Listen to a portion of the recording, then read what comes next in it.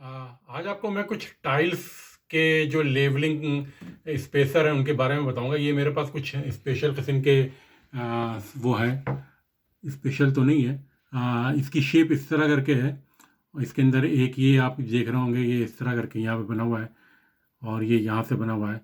इसकी 4 टांगे इस तरह हैं, लेकिन अगर यहाँ करें तो यहाँ सिर्फ 1 2 और 3 है।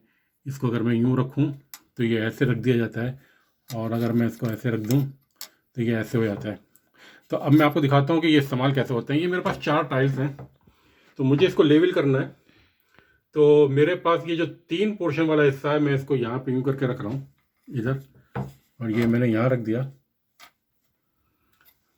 ये मेरे पास 4 है, 1 2 3 4।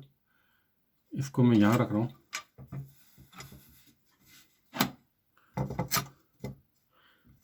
और इसी तरह मेरे पास एक 3 पोर्शन वाला जो है, जो कि ये है, ये मैं यहाँ रख दूँगा ऐसे।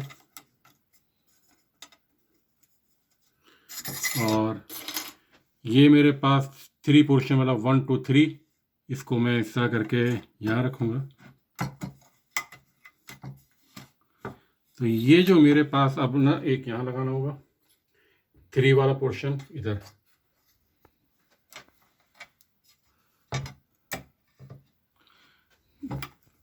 और इस तरह मेरे पास ये चीज़ जो है आप देख रहे होंगे, ये तमाम ये चारों जो हैं ये मेरे पास एक लेवल हो चुके हैं। ये इसका एक स्टाइल है। अब मैं आपको एक दूसरा स्टाइल दिखाता हूँ। मैं इसको निकाल रहा हूँ, मेरा हाथ नहीं पड़ रहा, मैं यहाँ बना के दिखाता हूँ। तो अगर मैं इसको अब यहाँ से हटा रहा हूँ, इधर लगा रहा हूँ ये, और अगर मैं इसको लगा यहाँ पे, ये इस तरह लग जाएगा। आपको इसके नीचे गैप नज़र आ रहा है, यहाँ पे इधर आप गैप हो गया।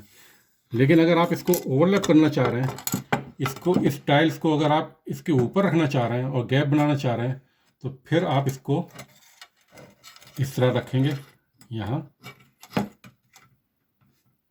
और ये आप रखेंगे यहाँ पे।